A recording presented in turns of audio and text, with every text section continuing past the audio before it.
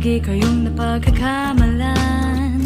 Madalas kasi kayong mag-holding hands. Uy, ang sweet nyo naman. Sigurado bang walang laman yan? Bakit di nyo na lang totohanin yan? Kunti na lang magkamukha na kayo, kulang na lang mag-amina na kayo. Ano ang pumipigil sa nanggiligan na I love you? Bakit ba di pa rin kayo mag-on? Di ako makahinga sa love story nyong bitin. Ang sarap din ng batukan ng kayo ay magising. Nasaan